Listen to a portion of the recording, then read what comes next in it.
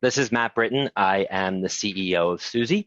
For those of you who haven't joined us in the past, this is part 4 of an ongoing series that we have created at Suzy to help our customers and our partners and the industry at large really keep their finger on the pulse of the changing US consumer. We have been doing this since the first week of March when the news first started to really spread that this was going to have a lasting impact on the US consumer and the US economy. And we thought it would be a good idea to leverage our tool to really help companies in all sectors understand what was going on. To give you guys an idea of the scale of this webinar now, we have nearly 2,000 registrants for most webinars.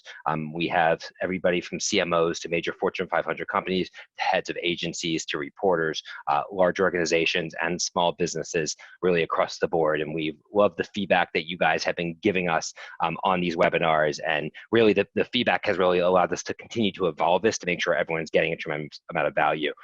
Suzy, the platform that I am the CEO of, is a real-time market research platform. We work with over 250 enterprise companies really to help them with research. Our clients have found that this tool has been tremendously effective during these times because change is happening so very quickly, and for companies to have their finger on the pulse of the consumer has been quite valuable. We have also invested a significant amount of resources in a COVID-19 Insights Hub located at suzy.com/COVID-19, where it's being updated regularly, all the insights you need to know about the changing consumer. So for today, we are going to be presenting insights around 2 studies that were conducted between the dates of April 24th and 29th and 24th and 26th. The first study of which had 750 participants, the second of which had a sample size of 1,000. The samples are directionally representative of US consumers and census weighted across age, gender, ethnicity, and region. As always, before we get started, there is a Q&A button. If you have questions, please put them in the Q&A versus the chat. It's a lot easier for us to respond to those. I will be staying on as long as needed to answer as many questions as we can. One of our webinars actually lasted 2 hours, and we had hundreds of people that stayed on for the second hour because they were getting value. So I am here for you guys today, and I will also be bringing on my partner in crime, our president, Avi Savar, for a special news section that we are launching today that we hope that you guys really get value out of. So we are covering a lot of information on the US consumer. And for today, we thought it would be a good idea for us to go behind closed doors, really to understand the behaviors and the habits of today's consumer. How are they living, acting, buying, shopping, communicating at home? What new habits are being adopted by consumers, and what habits can we expect to stay for the long term? The word "the new normal" has been thrown out ad nauseum. I actually don't like saying it for that reason, but we are going to have a new version of the US consumer, a new version of business coming out of this. Now, I am not of the mindset that we're going to have a change as dramatic as some people think, where we're no longer going to go to school or go to offices or concerts or travel. To me, that sounds like a pretty sad existence. And I don't think human beings in this evolved state are going to want to live that way. But I do think, nonetheless, there will be some changes that will have quite lasting impact. 85% of people that we surveyed think the world that will be somewhat different after COVID-19. Now, obviously, different is obviously a very innocuous term. What does different mean? We're really going to try to uncover for everybody today. As of today, 65% of Americans are actually still under lockdown. So a lot of their point of view and preference is obviously somewhat shaded by the fact that they are still indoors. And Americans all over the US have been at home for now 43 plus days. So that's a long period of time.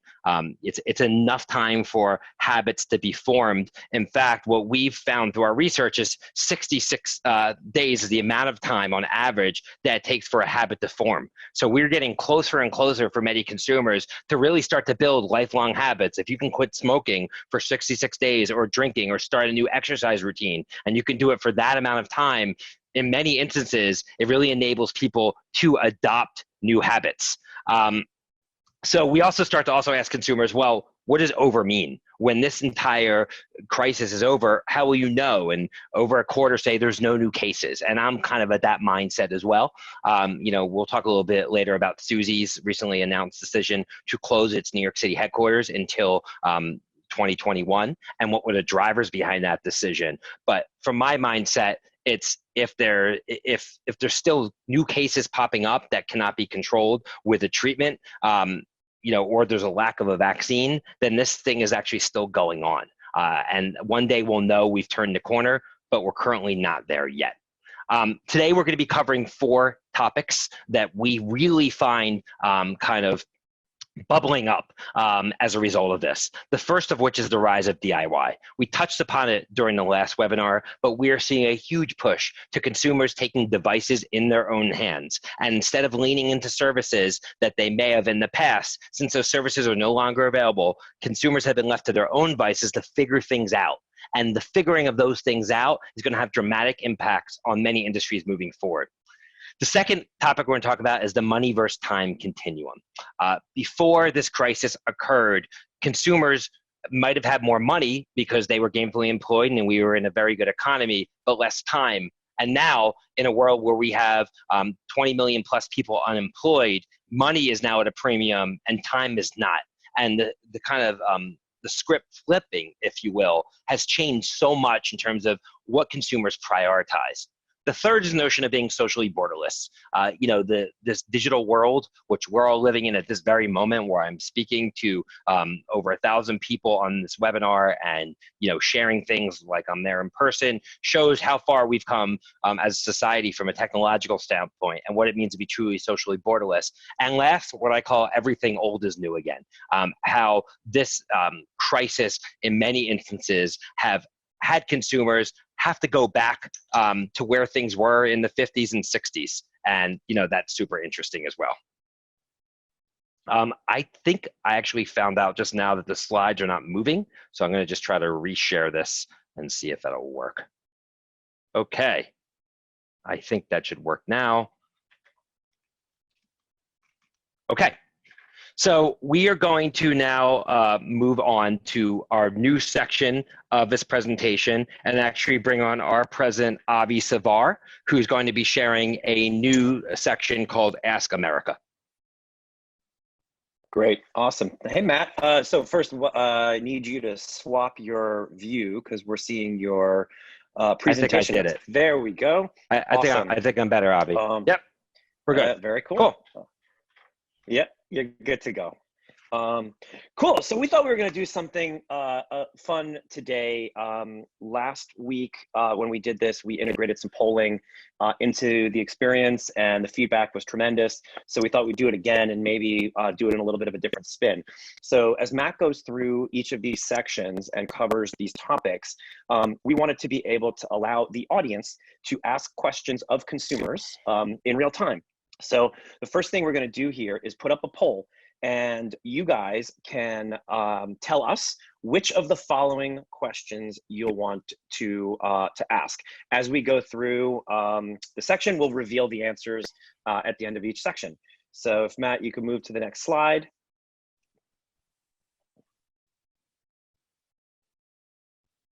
Great. You got it? I don't. Oh, there we go. Okay, cool. So we just talked a little bit about behaviors and habits, right? And this presentation today is going to cover a few key areas in this topic. So as we kick off, wanted to see what you guys want to know as it relates to behaviors and habits. So we kind of pre-populated these 4 questions into the Suzy platform, which I will share with you in a moment. But as I pull that up, we would love for you all to tell us, and I'm going to launch the poll in a moment, as to which question you would like the answer to from our network of consumers. So how likely are you to keep your new COVID routine once quarantine is over? The routines are listed on the left, so they'll be given these to select from. Which of the following routines has most changed? Which aspects of the routine will you miss once the quarantine is over? And which parts of your routine do you miss the most? So if there is a question that of these 4 that you would prefer to see, I'm going to launch the poll at the moment and let us know what you want us to ask. Here we go. Cool. I'm going to leave the poll open for about 45 seconds or so. And while you guys are voting, I am going to share my screen. And open up Suzy in the background. So please finish casting your vote. We've got almost 200 votes coming in, 220, 230. We're cranking over here, guys. Come on, put in your votes. Give it about 20 more seconds. Great. So right now it looks like how likely are you to keep your habits once the routine is over is the winner. Let me share these results so everybody can see them. There you go. How likely are you to keep your routine once it's over? So here we go. This is Suzy in the background. Feel free to close the poll. So I am going to pull up our behaviors and habits question and launch the first one. We preloaded these into Suzy so they'd be easier to run. How much do you read for that statement? That's not the one. It's the pre-routine. Okay, great, there it is. Okay, so we're gonna launch this live now to a series of consumers, about 500 consumers, and come back to the answer in a few minutes once Matt has finished this section. We are live with Suzy. Great. Thank you, Avi. Thanks. And thanks for sticking with us through this. We are trying to really start to evolve the way we're doing these webinars to try to make it as interactive as possible because we're getting so much feedback from all of you in terms of how this works. So we are back now live with the presentation, and our first section is the rise of DIY. So we've actually been speaking to consumers a lot in terms of what they believe will be different about how consumers will act in terms of the rise of DIY. Let me just share the screen.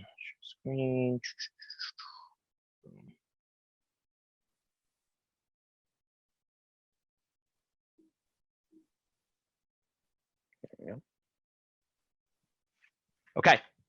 So we've asked consumers, how things will be different in terms of the rise of DIY, and obviously what we're finding is consumers are really being left to their own devices right now to do things that in the past they would normally do through services. The first thing we actually have asked consumers is, what's the first thing that you will buy after this crisis is over? And what we really started to see pop up here is eat at a restaurant. So when it comes to DIY, I think the whole notion that restaurants are going to die and even seeing a movie is false.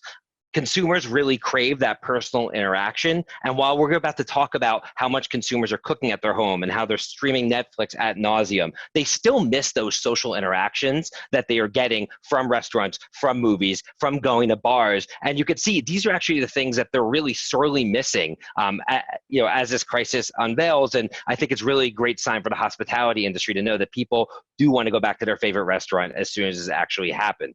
However, since this crisis has actually begun, people have been kind of forced to their own devices for a variety of different things. The first of which, and I think the most pivotal, has been cooking. Obviously, without restaurants, without people going out for dinners, there's a ton of more cooking in the home. Other things like cleaning at home, because many consumers who might have help with home cleaning no longer had that, or laundry, or even things like self-care in the beauty category we're starting to see. So we're going to examine some of these DIY categories right now. First and foremost, the notion of cooking. I've mentioned this in the past, but there was a 50-year trend that was slowly starting to reverse going into this. Back in 1963, over 70% of consumers would consume the food that they purchased at home, and only 30% were consuming food away from home. And over a 50-year trend in the $731 billion food service industry, we start to see a shift start to happen, where more and more consumers start to eat food away from home and less at home, to the point where right before this crisis, we were about 50-50. The big question that a lot of our clients in the food and beverage industry have is, are we going to start to see a reversal of that 50-year trend? And are consumers going to start to now start to eat food at home and reverse that 50-year trend? And we are seeing a lot of signs that actually may be the case.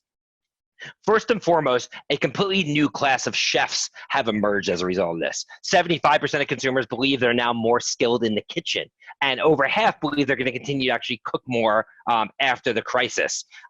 Sales of things like bread machines were up 652% during the month of March. Consumers at first had issues or concerns about the supply chain, so they start to take it into their own hands and say, you know what, if I can't get bread, I'm going to learn how to cook it on their own. And many consumers who have purchased those bread machines may start to adopt that habit moving forward, and maybe want to make their own bread like they did a very long time ago. Some DIY that consumers are adopting is what we call slow DIY. And what we found through our research is some of the DIY isn't so much just to replace things that they would buy, but almost as a form of therapy and moving meditation, if you will. For example, knitting. Sales of knitting saw almost a 300% jump in March from sales for the platform We Are Knitters, which is a knitting supply retailer. So we also are starting to see the rise of DIY, not only so much for consumers to have the ability to replace services, but actually as an activity that they really love to do. And we're seeing the same with things like home bread making, as we spoke about. In-home beauty is having a huge impact as a result of this DIY craze. Over half of consumers are now conducting at-home self-care or beauty treatments to replace spas and normal places they would go to get their beauty routines done. I thought this was a tremendous campaign that just came out a couple days ago from L'Oreal with Eva Longoria. Obviously, Eva Longoria, a glamorous actress who, when she undoubtedly would do TV spots for brands like L'Oreal prior, would come with an entire entourage for hair and makeup and things of that nature. And here's Eva Longoria doing a spot for L'Oreal with their home hair treatment. And you could see she's kind of humanizing herself. She's home. She's just like everybody else is. She's showing that you can buy a product for $9 and look glamorous as a movie star. And I think it's a great way for a brand to truly understand the changes that are happening and saying, despite the fact that we have a multi-million-dollar contract with Eva Longoria, we're going to put her where everybody else is, at home. We're going to show people that you can do it as well. And I think this is a big shift that we're really going to start to see in the beauty category. And you can see, obviously, the impact of COVID on Amazon sales of beauty products has been dramatic across the board as the industry really tries to figure out what the long-term impact is of COVID. I also love this campaign from Mattel called Play is Never Canceled. But basically what Mattel is doing here is saying, we know you have our products in your home, but we actually want to give you the ability to be creative with our products. So even if you're not purchasing more products, we're going to give you activities. We're going to be a helping hand. I talked during the last webinar about the whole notion of Home Depot's You Can Do It, We Can Help, which is a big campaign they had several years ago. I think You Can Do It, We Can Help is a tremendous calling card for brands to be enablers for consumer in this world of DIY. And the notion of play is never canceled. You can always find things in your room to be creative and play with your family, I think is an awesome direction for many brands to be able to achieve. So back to you, Avi, if we can actually get you back on the screen. Awesome. Perfect. Yeah, here I am. Thanks. Perfect. Thanks for rolling with the punches, everybody. This is the first time we're doing this, so cool. So the first thing we're to do is just share the results of the question that we asked, and here we go. So, how much do you agree with the following statement? I am likely to keep my new COVID routine once quarantine is over. We have about 180 consumers responded so far, and we'll share all this with everybody at the end when all the results are in. But we're seeing that, kind of split across the board, right? About 30% neutral, 30% agree that they're going to keep their routines, and about 23% disagree. I also happen to, just for fun, I accidentally launched the wrong question also, so might as well share that as well. And in terms of what aspects of a routine consumers will miss the most, I found this to be interesting, that 30% will miss their kids and family routine the most. I guess parents are finding that spending more time with their family is actually a very positive aspect of the quarantine and social distancing that we're all experiencing. So, and then what I also wanted to do here is share with you guys the next set of questions for the poll. So Matt, if you can take the screen back. Sure. What we'll do is launch the rise of the DIY poll, and the questions that we're posing here, what activities that we talked about here. So, you know, from that first slide, cooking, home cleaning, laundry, baking, etc. Which of these activities are consumers most likely to continue? Which of the activities are you most excited to stop? Throw an open-ended question here as an option as well to ask, what kind of supplies do you wish you had for your DIY activities? So that would paint as a word cloud versus multiple choice. So I'm going to launch this poll right now. Let us know what you think, and I will launch the question in the background once we have the results, and then Matt can keep going, and I'll share the results at the end. Great. Awesome. Thanks, everyone, for filling that poll. We're getting better already in the middle of the presentation. So Ask America is already coming together. And again, when you break new ground, sometimes you got to roll with the punches. So thanks to everybody. So votes are still coming in. Yep. So our next section is the continuum on money against time. And basically, we have done a lot of research when we've been talking to consumers about kind of this balancing act, right? And before this crisis hit, consumers were willing to outsource anything. They would hit buttons to have Uber cars show up. They would outsource, obviously, everything from walking their dog to cleaning their homes. You name it, they would outsource it. Because the one thing that consumers didn't have enough of was time. But now, in this economic downturn, in a nation where unemployment continues to rise, that script has been flipped. And now it's time that many consumers have plenty of, and it's money that the thing that they're missing. And as a result, they're really looking to, again, lean into their own devices. Over half of the consumers we spoke to are worried about their finances as a result of this current crisis. And 40% actually plan to spend less on gifts for the holidays this year than they did last year. And unfortunately, I see this number, and we have seen this number, continuing to rise. We've also seen a lot of data that shows there's a correlation between consumers worrying about their finances and how the stock market is doing. So we're also seeing that the media is dictating consumers' future concerns about how this crisis is going to impact them. Consumers right now, we asked how they're going to start spending their time differently. And overwhelmingly, going to our last point, 60% of consumers said that they plan on spending more time cooking meals at home. 40% say they plan on working out more at home. So those are two categories, going out to restaurants as well as working out at home, despite the fact that they're eager to get back there. At the same time, consumers are saying they're going to cook more at home. I believe the category is going to impact most is ordering in.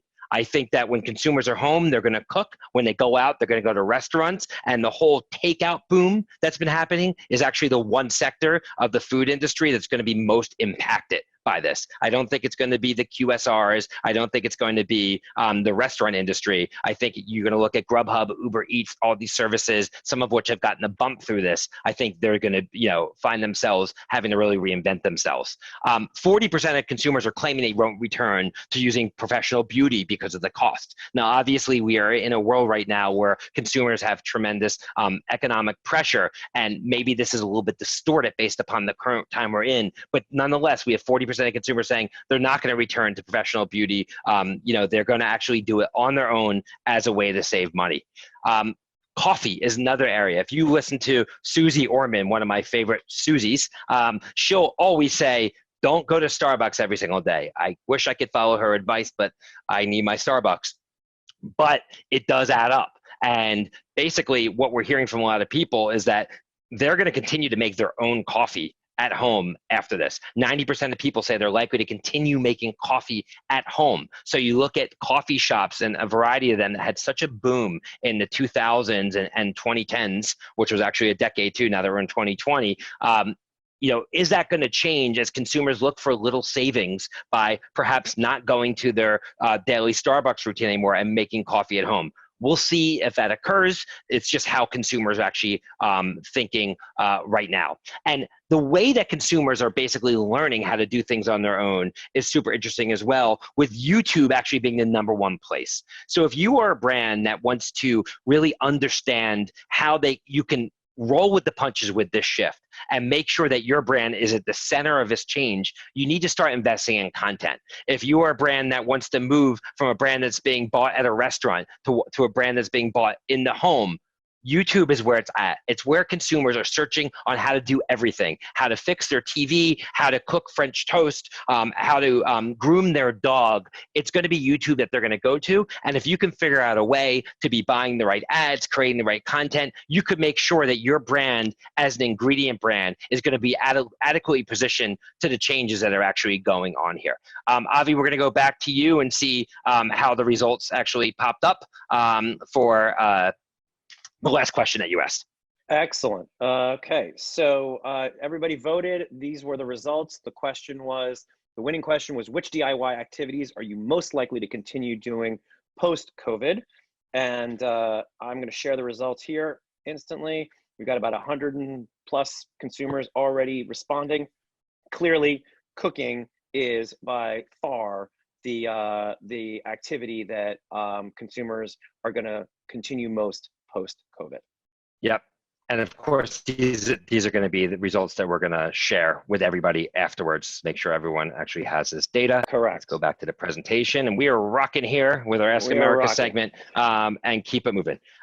Next, so the notion of being socially borderless. This virtual world has actually made many people reimagine the physicality of interaction with consumers. Where we're seeing it most is, do I need to return to my office? Does it make sense for me to go to college? We're getting so many questions from consumers, from brands, in terms of what the long-term change of personal interaction. I thought this was a really interesting quote from Karsten Weirville, who said, we just assume that certain services in our society and economy will provide in person and require co-location. I think both those assumptions are now being radically changed. And it dawned on me this morning when I woke up, I was thinking, well, what if this never happened? Would people not know that, that you could actually run a business remotely, or that you could communicate with people remotely, that you don't have to travel as much, that you don't have to be far away from your family or commute so much? Like, this has brought on a completely new paradigm in the way that people look at what's actually possible. In that regard, we made an announcement at Suzy that really shocked our employees. We, a week ago, announced to our 80 employees that we were no longer going to be opening our office again during 2020 in New York City. The drivers of this decision were, first and foremost, that our company was performing at optimal levels since the onset of the crisis, that I personally believe that our employees deserve to plan their lives, and knowing that there is going to be an extended period where they couldn't commute, they could actually maybe save money by moving out of the city or spending more time with family.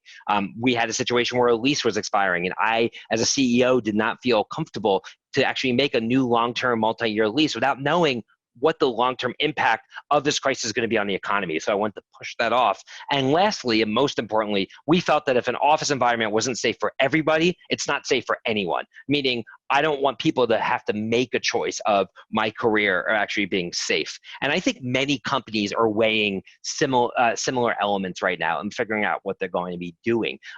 If companies are able to perform adequately in a remote environment, then they don't feel like it's necessary to actually bring on a risk. For me, however, there's no doubt that I want to go back to having an office. I think whether it's onboarding new employees, dealing with challenges and issues with our personnel, brainstorming and coming up with big ideas, building relationships of trust with the people you work with, it's very hard to do that remotely. And I think eventually, when we feel like it's safe, we will without a doubt be investing in an office environment. And I believe that many companies are going to come to that same conclusion, but they may have a smaller office space and they might slightly change the way they operate. And other companies may feel differently and continue remotely for the long term. There's many other activities that consumers are engaging in besides obviously working, that they've actually found a lot of benefit from doing remotely. The most popular activities being attending skill-based classes remotely. So we talked about YouTube earlier as really a great way for consumers to be able to learn about information about how to fix or build something. Well, they're also using YouTube and other platforms like Skillshare and Masterclass to be able to attend skills-based classes. Personal development is something that consumers have really invested in, given, again, that they have more time than they may have in the past. Fitness, we've talked about that earlier, but there's been a massive boom of online fitness classes. And of course, and I've talked about a lot, live streaming and DJs and musical artists, people miss that. And it's I can tell you, in my opinion, it's not the same thing watching an artist or a DJ over a screen as it is and being there in person. I gave the analogy during a conversation I had yesterday that you've been able to, for a very long time, watch the NFL on high def in your own living room, yet the NFL has no problems filling seats. So that the ability to experience the NFL virtually has existed for a very long time. People still like going to the games, and for that same reason, I do believe they're still going to be able to find value in doing things in person. We ask consumers, what are you going to plan on doing afterwards? And 40% of consumers said they're still going to want to do workouts at home.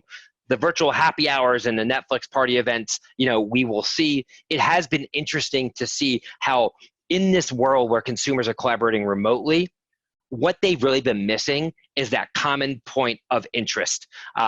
If you think about how consumers interact in the real world, it's usually situation-based. So if you're meeting somebody at a restaurant, you're talking about the menu items. If you're meeting somebody at a bar, you're talking about the scene. If you're meeting somebody at a game, you're talking about the game. When you actually are just Zooming with somebody one-on-one, there's no context. You are where you are, they are where they are. And that's where it's often been hard for consumers to really get that point of connection, because those common interests is really what drives a point of connection. And with that, I think you're going to start to see more collaboration tools that really inject content. This is a new startup that I believe is kind of on the right track. It's called Squad. And what Squad does, and it's really geared towards Gen Z and a younger generation, is it essentially brings people together and allows you from your phone to actually pull in what you're watching or listening to so people can collaborate around it. So whether it's a show on Netflix or just streaming through TikTok or looking at any piece of content, it could be just a DIY video on YouTube, all of a sudden you all can talk about it. You all can watch a show together. You all can learn together. And I think that really will start to bridge a gap that a platform like Zoom really actually hasn't cracked to date in terms of allowing consumers to collaborate over common interests to build deeper, more meaningful connections with people. You could even see writer Yi-Yoon Lee started a free virtual book club where everyone's reading War and Peace together. So you're starting to see this pop up a lot where people are really connecting around common interests.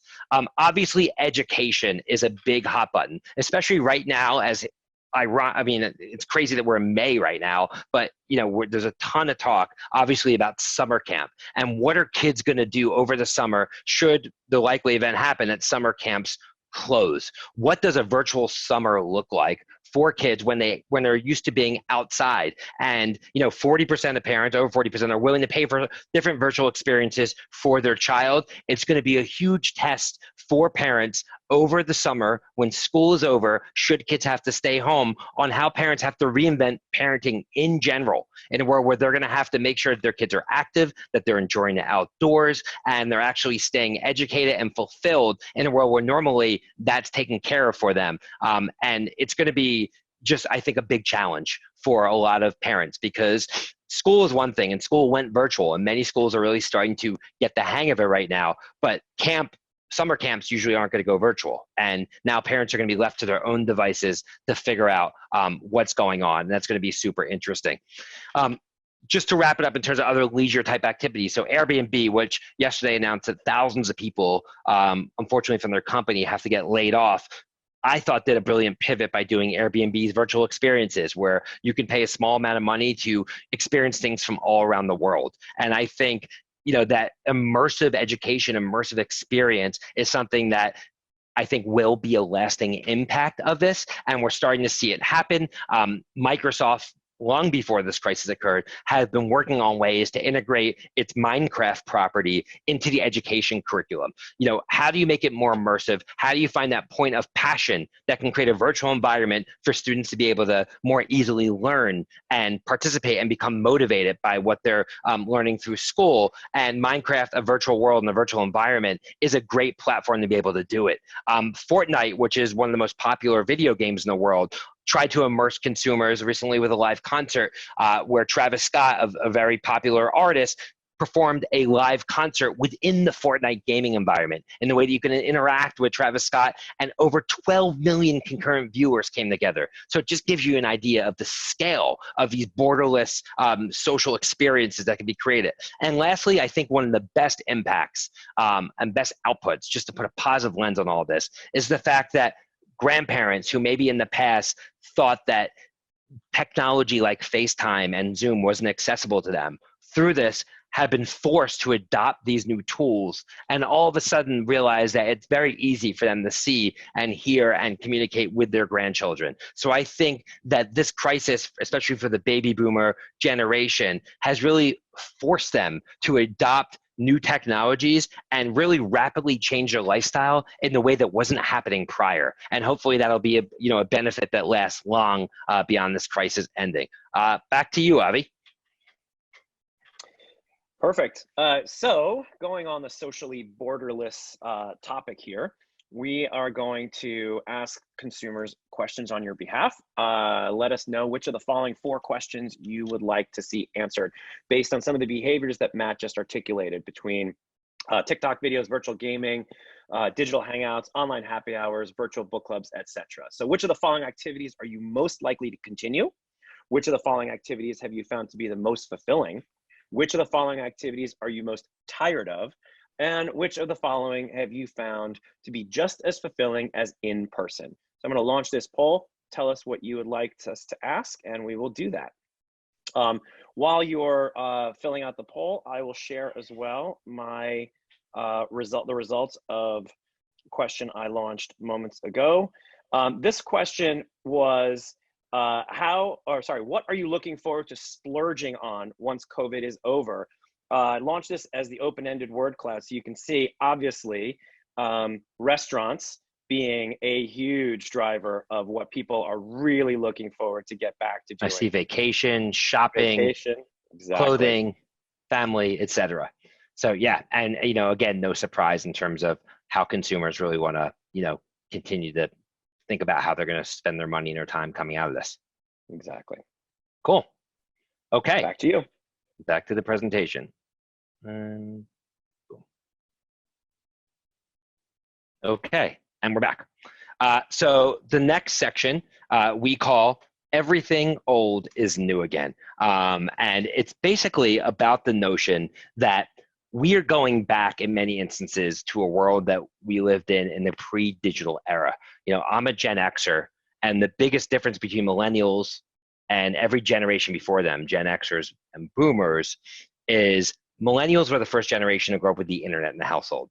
Myself as a Gen Xer, I did not. I had to use Encyclopedia Britannica to look up information. I had to wait at the mall for my friend to show up, and if they didn't, there was nothing I could do because nobody had cell phones. It was a different world, right? And now the world that we're living in, we've gotten so digitized, but at the same notion, there are some things in a premillennial era that actually are now starting to make a comeback as a result of this. The first of which, and this was from a study that we did in partnership with Social Media Week as part of a webinar we ran last week, was how are consumers keeping in touch with friends and family during this? And lo and behold, look what came up first.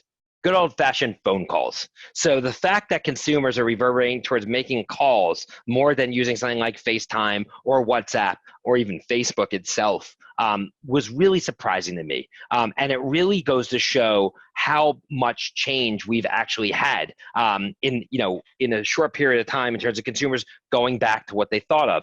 Another change that we start to see, I think, is going to happen with the higher education curriculum. Now, I believe that, and we've seen from our research that K through 12, despite the fact that many schools have done a great job at really starting to evolve to digital remote-based learning, and I think that K to 12 has to come back to school. I think kids struggle with distraction and motivation, and we've seen that through our research.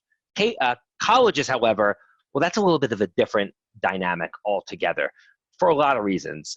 First of all, there is well over $2 trillion in college student debt in the United States going into this.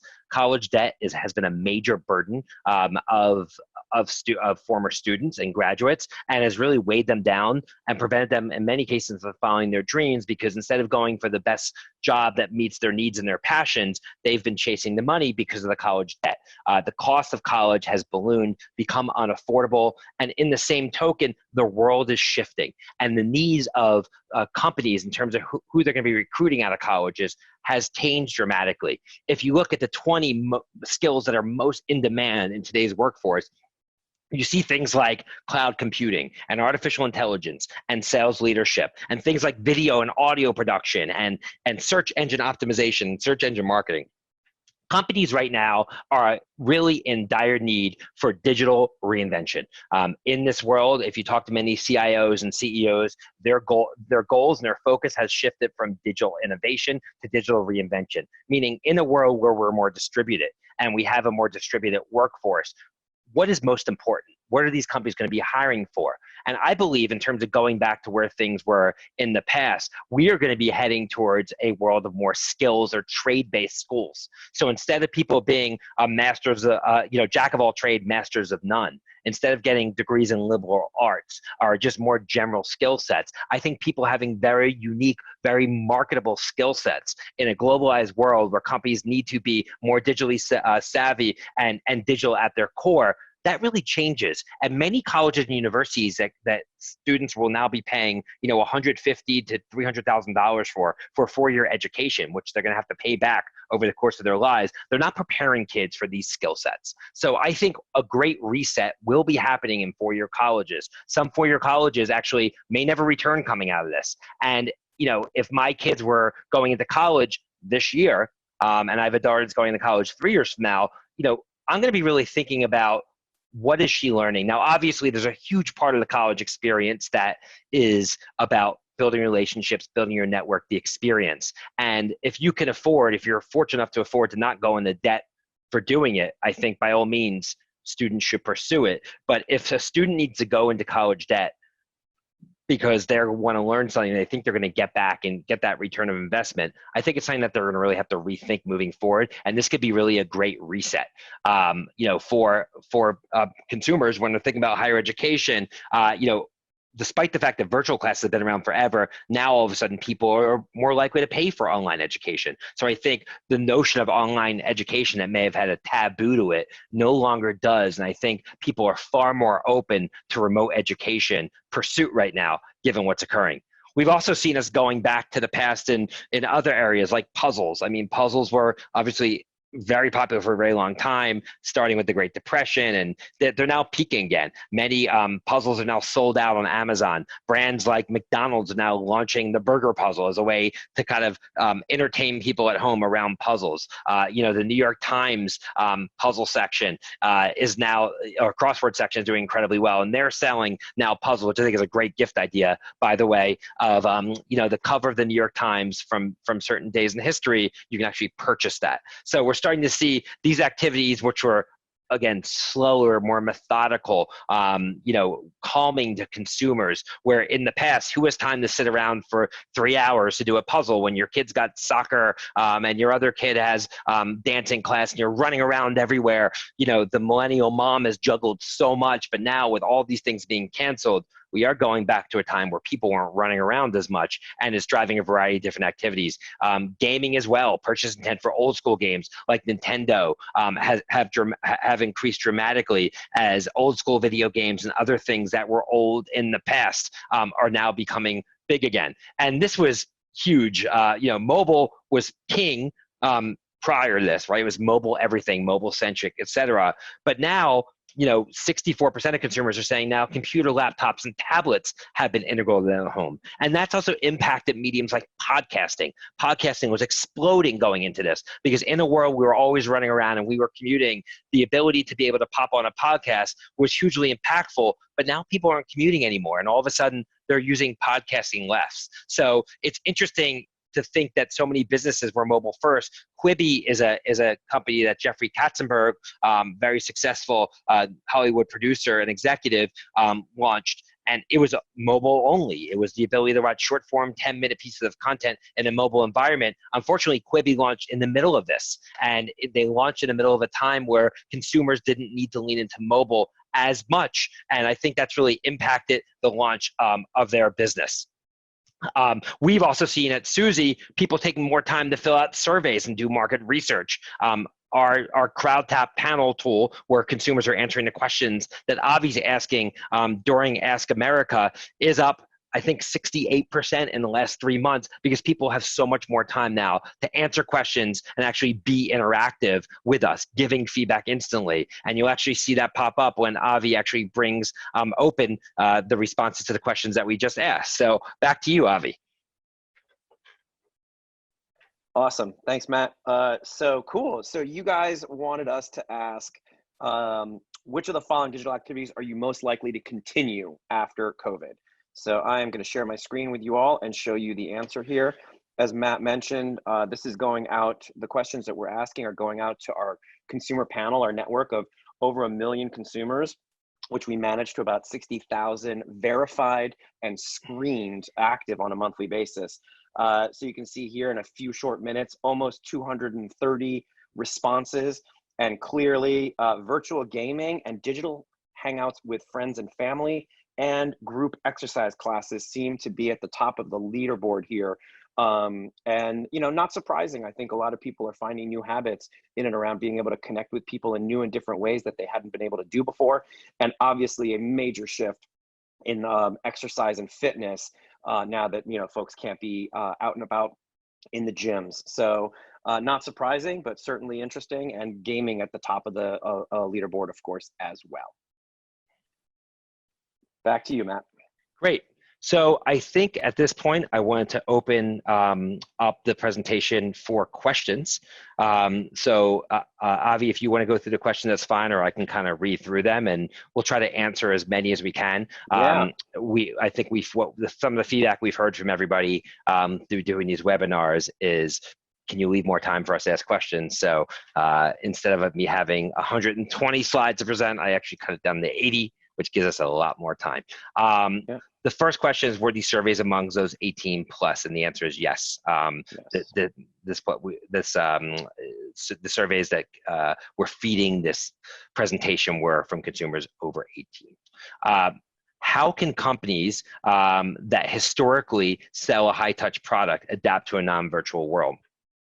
Well, I think it's in a lot of ways that we spoke about during this presentation, and thanks for that question, Beatrice. I think that you have to figure out what your brand is and where that's going to evolve moving forward. Many brands have to adopt to being an ingredient brand now, where they haven't in the past, meaning buy our product and actually have an activity with it at home versus experience our product in an actual store.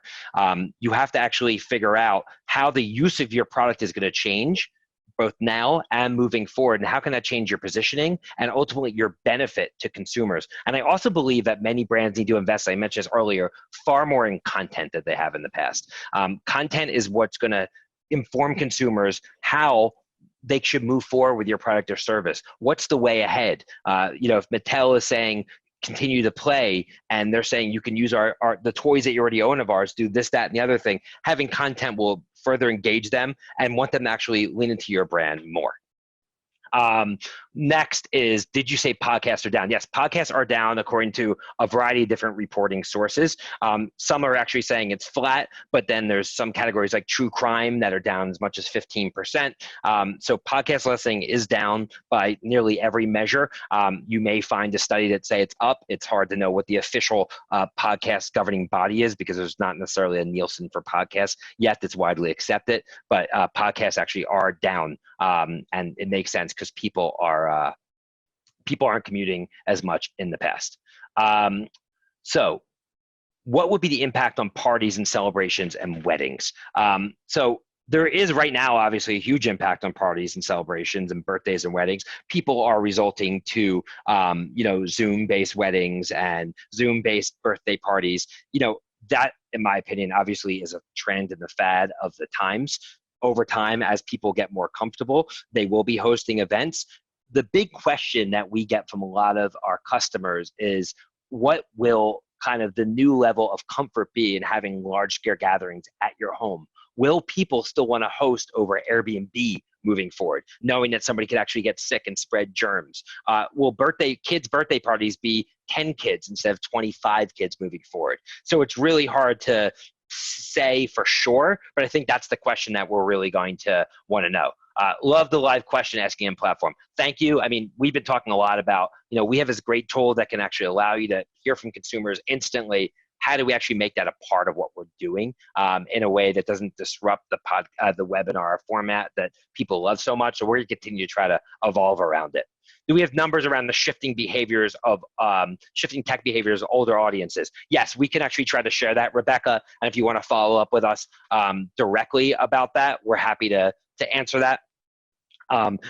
One just insight that we've derived from this is especially the baby boomer generation has gotten a lot more technically proficient through this because they are stuck somewhere where they can't see their children or their grandchildren, and they've had to figure out how to use Zoom. They've had to figure out how to use FaceTime if they haven't before, and I think that could be a good thing coming out of it. Question. I'm always weary of asking people what they think they would do because almost always our behavior doesn't match our external attitudes. Do you tend to see survey responses being more consistent, or does data support my feelings? That's Wallis. That's a great point. There is how consumers act. There's how consumers believe they're going to act. In some categories, there's a very strong correlation. In others, there isn't. I think with Suzy, we're doing both. We're asking consumers, what have you bought in the last week? Where have you shopped in the last week? And we're saying, how do you believe that your behaviors are going to change? Right now, that's all we have. All we have is consumers projecting how they're going to act differently post-crisis. And that's the closest thing that we have to a crystal ball. But is it 100% always right? Of course it isn't. And that's something that you have to weigh your own data on as well.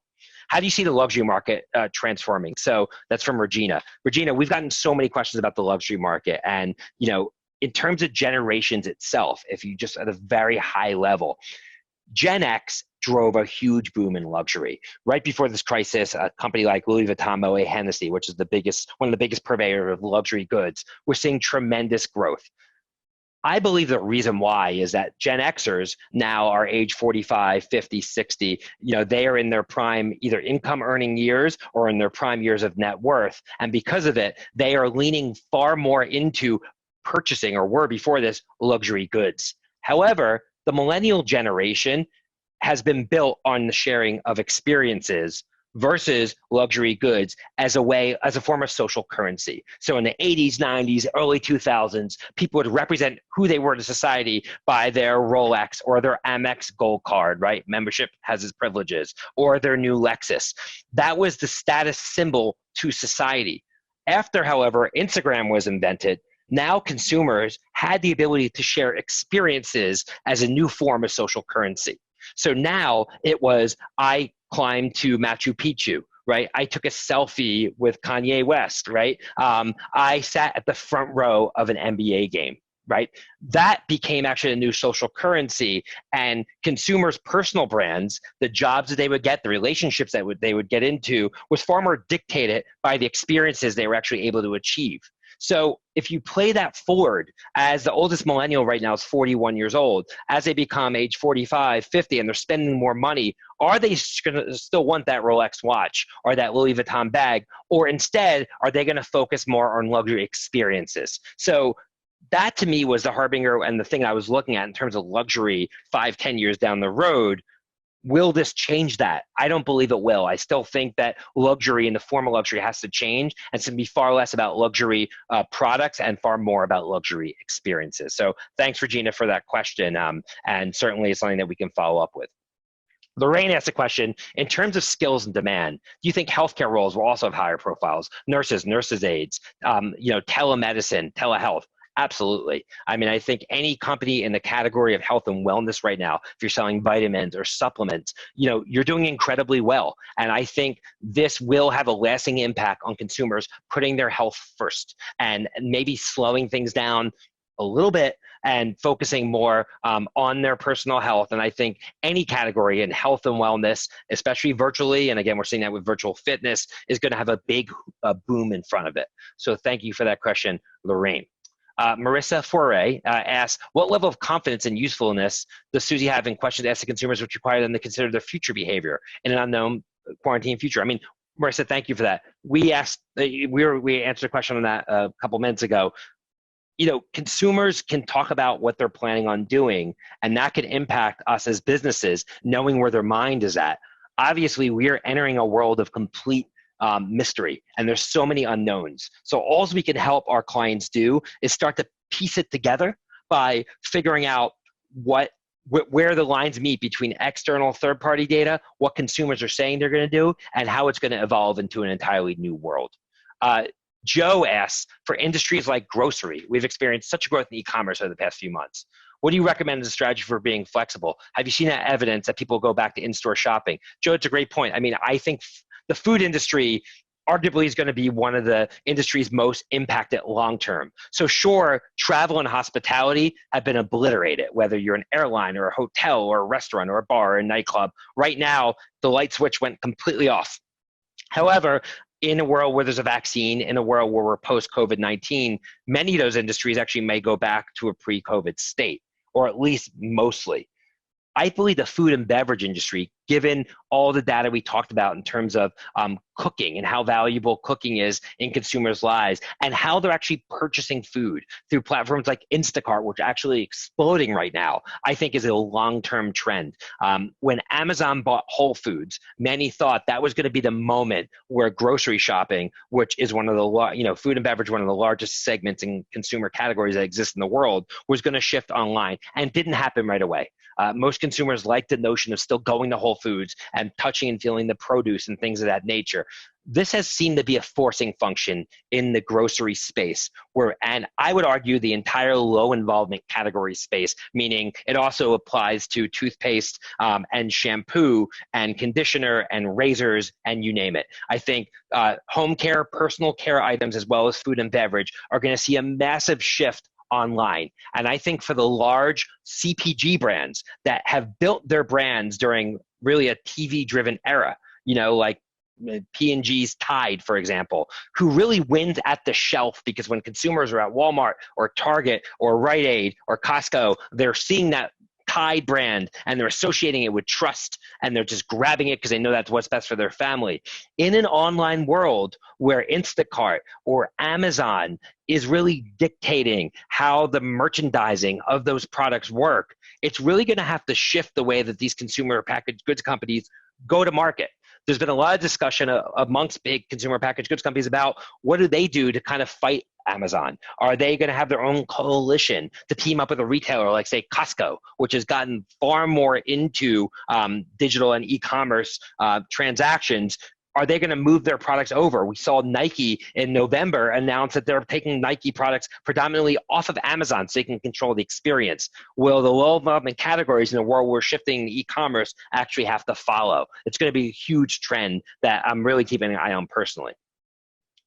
During the crisis, are consumers seeing more value in the smart speaker technology? That's from Dave. Dave, that's a great question, and one that we actually probably haven't done enough research on, and we should dig deeper into, and we'll make a note of that, is the use of platforms like Alexa and Siri growing as a result of this. I would imagine it has, because Alexa is primarily used at home, and if people are at home more, I would imagine they have to use it more.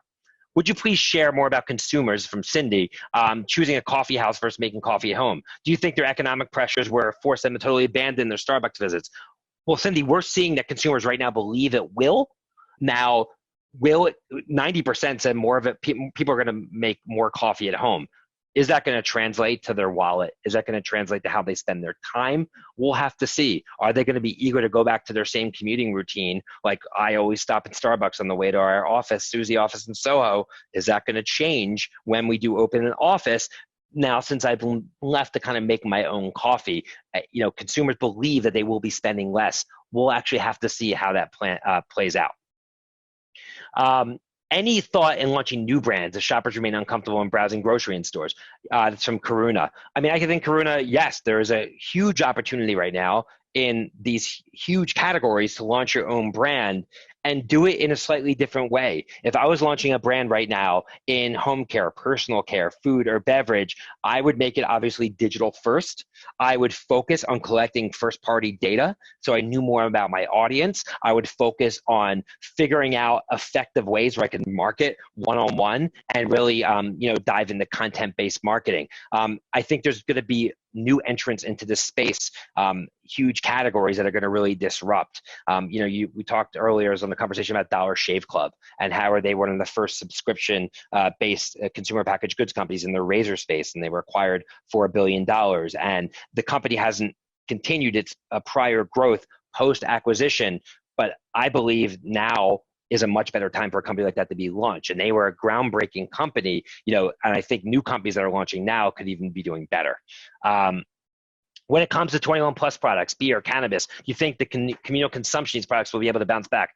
Absolutely. I think that young people love to celebrate and party and hang out together. It's a big part of being single. It's a big part of social life. And the second, where it's safe for people to come back to a bar or restaurant, I think they're going to be roaring back. It's going to be a slow return, though, to get back there. You mentioned cannabis. I think the legalization of cannabis, as well as sports betting, is going to be accelerated in many states because they're cash starved and they're looking for tax revenues. So I think you're going to start to see more states really adopt sports gambling, which really is going to translate to esports as well as cannabis legalization as a result of this happening. What are you seeing in terms of an increased desire or new priorities around sustainability? It's from Marcy. Marcy, it's a great question. We kind of see two sides of the coin. One, I think there's a false sense of security that somehow this crisis is solving some of the larger environmental problems that were happening long before this. Yes, there's less smog in Los Angeles. Yes, apparently you can see through the water in Venice, Italy, but it hasn't impacted the ozone layer at all. And I think, there's still major issues with global warming that are occurring that aren't going to be solved through this. So I think that it's going to be an ongoing issue. And I think that companies are going to have to kind of reimagine the way they message it coming out of it.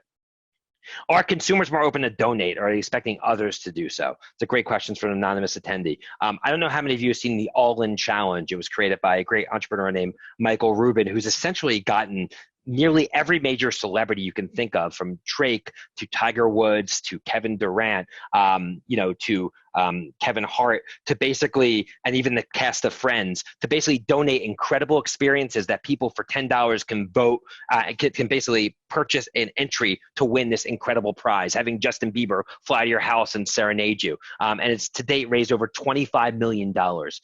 I think that is the perfect roadmap for social responsibility and giving back, where basically the celebrities who have something to give that are in demand can give it away, and have consumers in very small amounts at scale contribute to a greater cause. So I would urge all you guys to look at the All-In Challenge, because I think it's an incredible kind of roadmap for social responsibility.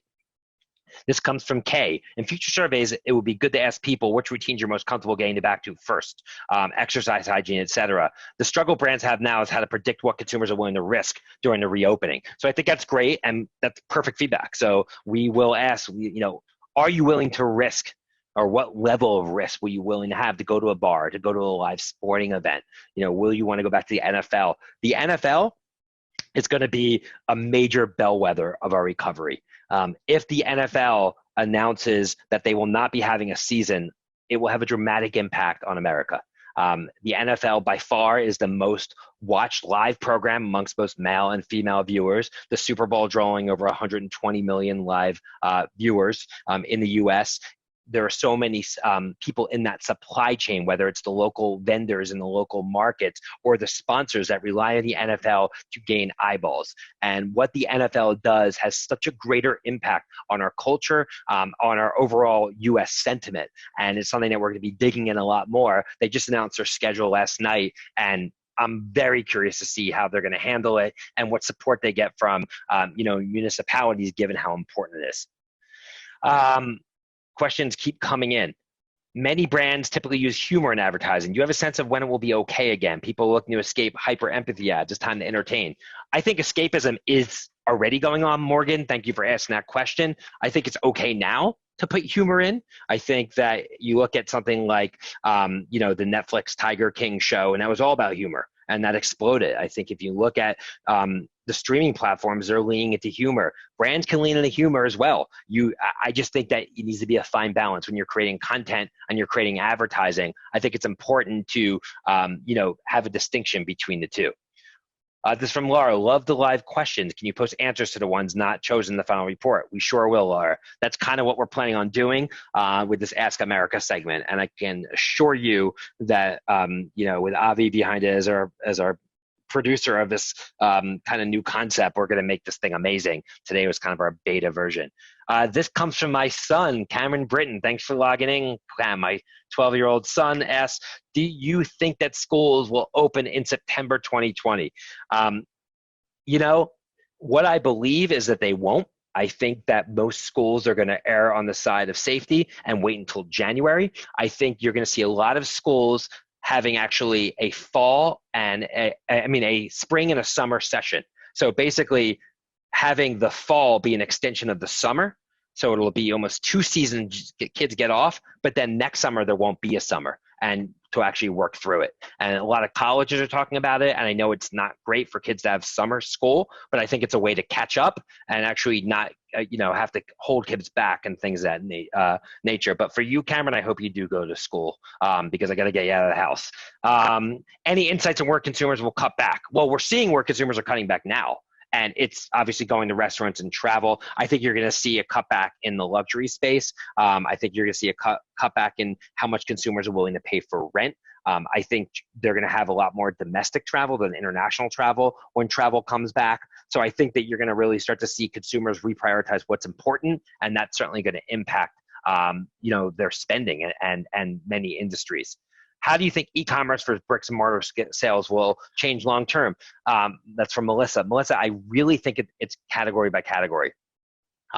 In apparel, everyone has probably seen the Neiman Marcus news. Everyone has probably seen the Gap talking about it's flirting with bankruptcy. Everyone has seen J. Crew file for bankruptcy. I think the specialty retail world, especially in apparel, will never return from this. I think instead you're going to see platforms like Revolve and Rent the Runway, which is a clothing rental platform, really start to thrive as consumers start to see that that it's just much more economical and efficient for them.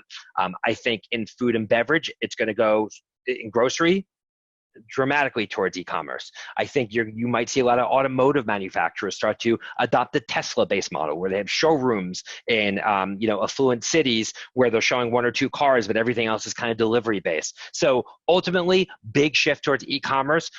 Apple stores will be just fine because people love the experience. If you're actually providing value to people at your stores, I think it's fine. I think people purchasing jewelry and luxury goods will still want to touch and feel it. So I think it's really going to be kind of across the board. This is from, they're coming in so fast, I'm trying to, this is from Patrice. Do you have any recent survey feedback regarding fashion needs? Well, I just spoke about that. So definitely, Patrice, I'm very, personally, and our company is really focused on the apparel space because I think it's going to have tremendous impact. You think consumers will buy more hand sanitizer, disinfectants? Absolutely. Disinfectants, hand sanitizers, that category has a long road ahead of it of success because consumers are just so much more focused on it. One thing that popped up in our research is consumers who in the past bought organic cleaning materials now are starting to question the efficacy of those products and actually are now more open to having chemically based products in their home to make sure it kills off the virus. So organic products, whether it's a company like, say, Method, for example, that did so well with more of the affluent new millennial mom, how does that change their positioning? It's going to be interesting. This is from Shannon. Will consumers emerge healthier given they are cooking at home more, or will we go the other way and snack too much? Well, we've seen both, Shannon. We've seen consumers, I think it was 60% of consumers saying they're snacking more than ever before because they're home more and their kids are eating snacks, and I'm guilty of that. It's around constantly. But at the same time, they're not ordering in and they are not going to restaurants right now and they're cooking, so they're more cognizant of the ingredients that are going into their food, into their bodies. So I think it's a little bit of both. This is from Jim. When we do all get back to work, how are consumers of retail brands want us to interact? Well, during our last webinar, Jim, we talked about the rise of BOPIS, which is buy online, pick up in store. And I think that's one way that brands are really leaning into their physical location. Many consumers are really somewhat skeptical of the supply chain and is their product going to be actually delivered on time? And I think it'll be interesting to see if that's going to continue. Delivery, curbside ordering, it's something if consumers get used to, it actually may continue. Starbucks was doing incredibly well with their mobile ordering system going into it, where I never waited in line at Starbucks. I would always just order my drink and I'd go online and just grab it and then leave. Are we going to start to see that impact QSRs and other categories moving forward? Okay. This is from Satchpreet. I hope I pronounced that right. What are the particular insights in consumer interest in discovery, innovation, new ingredients? Are we seeing significant flight to the familiar? I think in a CPG category, where you're seeing a flight to the familiar, I think you're starting to see a lot of the new upstart DTC brands struggle right now as consumers go back to what's trusted. But at the same time, as I mentioned earlier, a lot of those CPG brands are struggling with distribution because in an online world, they're not really adept to, what does search engine optimization look like on Instacart is something that I've heard probably 10 times in the last month, and something that I think a lot of companies are really starting to focus on. I work for a company that we get consumer feedback that humor, not being serious, can come across as tone deaf. Social media be a forum for bringing negativity. It's true. I mean, I think that's why we have tools like Suzy that allow you to test things before it goes out. You could also run ads on social media to a very small audience and see what the responses will be before actually, rolling it out. So I think there's various ways to test things to ensure that you're not seen as tone deaf before actually diving in. We got a lot more questions coming in the chat. I love the opening video. I'd love to share with my colleagues. Can you share the link? We absolutely can share the link. Avi, maybe if you want to share the link to our This Is Suzy video. Oh, it looks like you already did it. That link was already shared. Awesome. It looks like a lot of these questions were actually being asked in the Q&A, so I'll go back to the ones that we have left. This is from Eric. Do you believe there will be an increase of consumers starting to grow some of their own foods? We have not asked that. Perhaps. One thing we talked about yesterday is what's going on in major cities. And I didn't talk about this during today's webinar, but I did for my social media week keynote yesterday, which was there was a huge urbanization boom amongst millennials going into this. More and more millennials were staying in cities because the cities were becoming safer, the schools were becoming better, there's more parks. That notion of moving to the suburbs, the 2-car garage, white picket fence, 1.7 children, that was taking a U-turn, right? And we saw that play out in real estate prices in areas in Brooklyn where I live, where they're up over 100% over a 10-year period, and the livable boundaries continue to push out, driving massive gentrification. The big question coming out of this is the urbanization trend forever reversed? Will consumers, younger consumers, not want to live in cities anymore? That is one of the biggest questions coming out of this.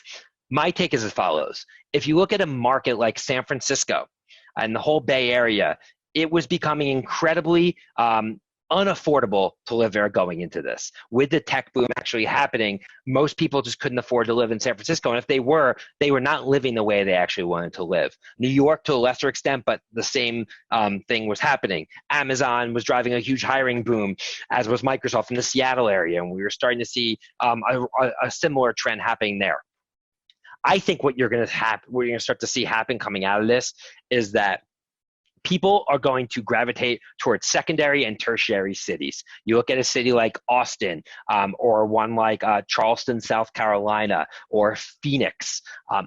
You're going to start to see kids out of college, graduates wanting to move there, and you're going to start to see companies say, okay, we still want a presence in New York, but we don't need all of our employees in New York. So instead of us having one headquarters, we're going to have 4 or 5 different offices because we can get labor more efficiently in these secondary or tertiary markets. And for the end consumer, instead of paying $2,000 for a 1-bedroom, you could pay $2,000 for a house and a backyard outside of Columbus, Ohio. So that's what I really see could be happening. And I think it could really help America, because if you look at middle America right now, places like Cincinnati and Detroit, right, those places, Pittsburgh, we're really struggling because in a lot of the mid America markets, a lot of the jobs from manufacturing were being offshored and outsourced, and a lot of those economies were really being hit But if we can start to bring technology-oriented jobs and new world or oriented jobs to middle America by kind of spreading out the population, if you will,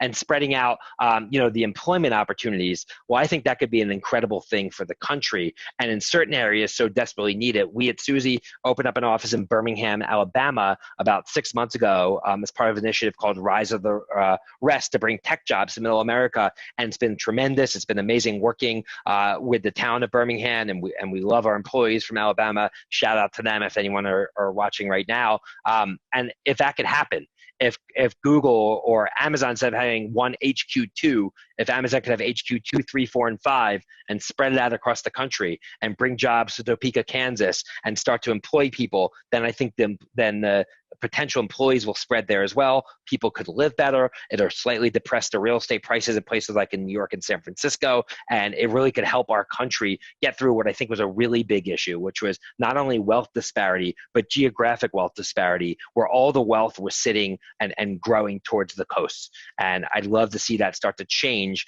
as a result of this. And it very well might. So we're at 2:20. I know we have a bunch of people on the phone still. I'm going to have to cut this off because we have a bunch of other things going on at Suzy. But first of all, I want to thank everybody for being patient with our new format. We know that there's things that we need to update and evolve, but overall, I think it worked out pretty well. If you have any questions, I'm going to just pull up my screen really quickly. I will pull open my information so you guys know where to reach me personally if you guys have any questions. And I just hope everyone has a great weekend. Here's the information screen right here. So if you have any questions, feel free to reach out to me right here, mattb@suzy.com. Happy to help in any way I can. We're so thankful that people continue to take their time in their busy schedules to hear about Suzy and hear about the work we're doing in the consumer market. Feel free to follow up directly. Everybody stay safe. Hope to see everybody in person real soon. So I want to thank my team, Avi Savar, Abel Flint, Kevin, everybody from the marketing team, all of our customer success people that helped us pull this information together for helping to continually put this together, and our staff at large, and again, all of our customers, everyone's supporting it. So once again, I'm Matt Britton, CEO of Suzy, signing off until next time. Thanks so much. You'll all be getting this deck in email, and we'll follow up with the questions you asked as well. Thanks.